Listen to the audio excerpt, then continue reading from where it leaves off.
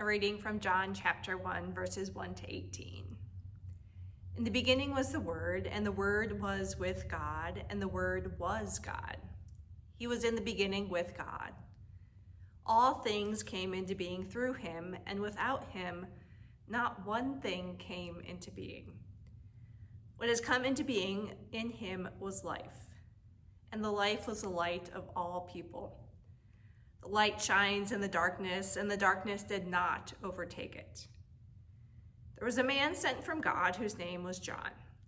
He came as a witness to testify to the light, so that all might believe through him. He himself was not the light, but came to testify to the light. The true light, which enlightens everyone, was coming into the world. He was in the world, and the world came into being through him, yet the world did not know him. He came to what was his own, and his own people did not accept him. But to all who received him, who believed in his name, he gave power to become children of God, who were born not of blood or of the will of the flesh or of the will of man, but of God. And the Word became flesh and lived among us. And we have seen his glory, the glory as of a Father's only Son, full of grace and truth. John testified to him and cried out, "This was he of whom I said, 'He who comes after me ranks ahead of me, because he was before me.' From his fullness we have received grace upon grace. The law indeed was given through Moses. Grace and truth came through Jesus Christ. No one has ever seen God. It is the only Son, himself God, who is close to the Father's heart, who has made him known." Congratulations. You have just heard one of the most challenging texts in the New Testament. This passage from John's Gospel is known as the prologue. It's a preamble, a hymn of celebration introducing Jesus, how he came into the world, and how the world was created. This passage that we read today and the rest of the first chapter of the Gospel of John are vital to conveying who Jesus is, his relationship to God the Father, Jesus' relationship with people, and what it means to have faith and to be a disciple. A lot to cram into one chapter of a gospel. And this is where it's really important to recognize that the Bible is a collection of different types of literature: poetry and hymns, prose and letters. We recently heard the narrative stories of Jesus' birth from Matthew and Luke. And in contrast, this appears to be an early Christian hymn or some sort of poetry trying to make sense of who Jesus is. This is as much of a birth story about Jesus as John gives us. So we have some poetic language and some poetic devices in this passage, which is in part what makes this the most challenging text in the New Testament. But there's also some complicatedness that comes from translation from one language to another, and debate about the nature of the Trinity and our understanding about who Jesus is and how God works in the world. That also makes this difficult to understand. So without getting too deep into the Greek language in this passage, the Trinity, and the intricacies of Jesus' identity here are some broad strokes about what this passage is telling us. The Word, you can also just insert Jesus whenever the word is used in this passage. The Word existed with God from the beginning of time. The Word and God created all things. Jesus is the Son of God. In and through Jesus is light and life. John's role is clarified here. Now, this is not John. There's two Johns here. So there's John, the author of this gospel, and there's John, who we most often hear about as John the Baptist. But in this gospel, he's referred to as a witness, one who came to testify about who Jesus is. Many people didn't accept who Jesus was. We learn that Jesus gave people the power to become children of God. Prior to Jesus coming into our world, no one had ever seen God. But through Jesus, people were able to see God. Jesus was both fully human and fully God. From Jesus, we have all received grace and truth. Now, this is a lot. It's a lot to try to understand and make sense of. And it's okay if you can't make sense of it all. I certainly can't make sense of it all, and most Bible scholars can't make sense of it all either. It's all good truth, and it helps us understand and relate to and connect with God. And if you can just take one kernel of something new from this today, that's great.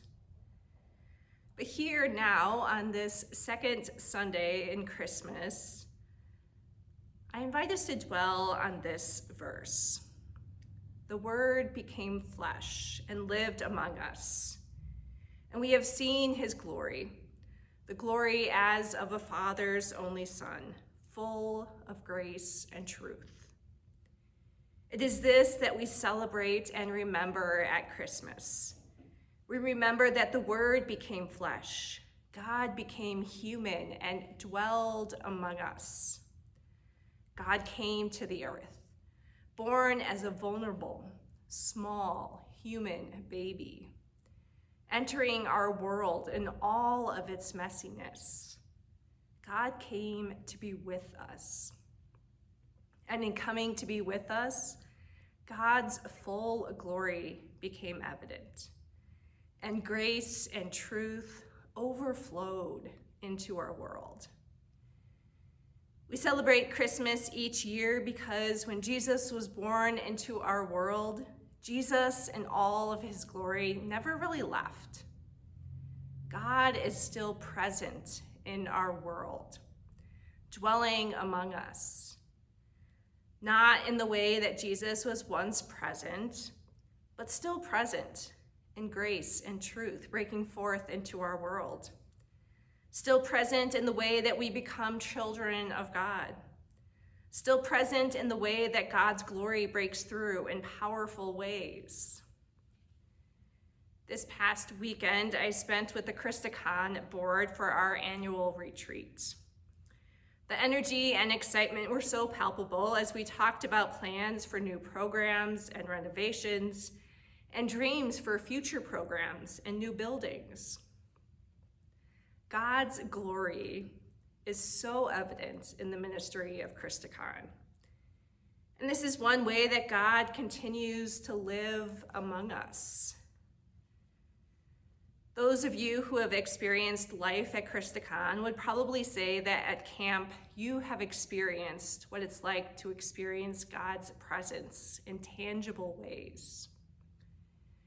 Christicon campers and staff experience God dwelling among them in the beauty of the meadow, in the glimpses of creatures who make the valley and surrounding mountains home, in the meals shared together, in the hugs from each other, in the songs sung in worship, in Holy Communion shared together, in support given and received on backpacking trips, in the friendships and deep relationships formed, and in holy laughter.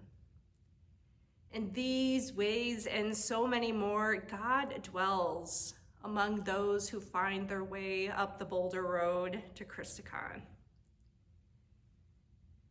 In the beginning was the Word, this creative being alongside God. And this creative being still exists. And one of the ways that it now exists is in the Christicon board members, from whom creativity and excitement just oozes out of. Ideas like yurts and teepees for additional housing when camp is full to its brim. Or ideas about art programs with pottery kilns or looms, or archery camps and yoga retreats, and extending the season into the fall or even into the winter. Ideas like new worship spaces or lodging that can better welcome families or older adults.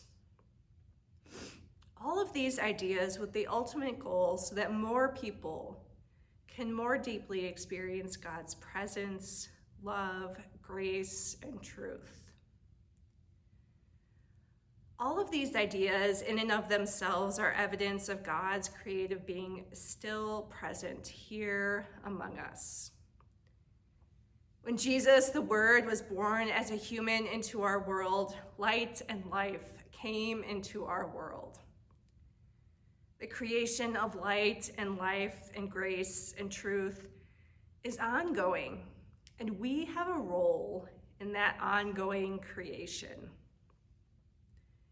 I want you to take a moment now to think about when you recently saw or were a part of this ongoing creation. When did you see or help create God's presence, grace, or truth here on earth? It doesn't have to be anything profound. It could be the most simple thing.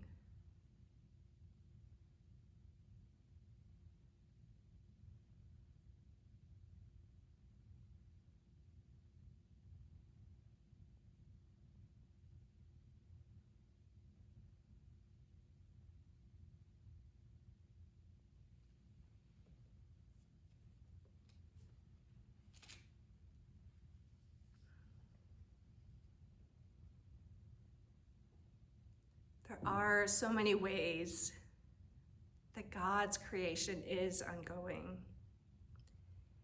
Jesus came into our world and lived among us. And that light and life that he brought into our world continues to transform our world. The light shines in the darkness, and the darkness did not overtake it. May this truth remain strong in our minds and in our hearts. Jesus has made us children of God. Let us continue to be God's creating force of grace and truth and God's presence in the world so that all the world might know grace upon grace upon grace. Let it be so. Amen.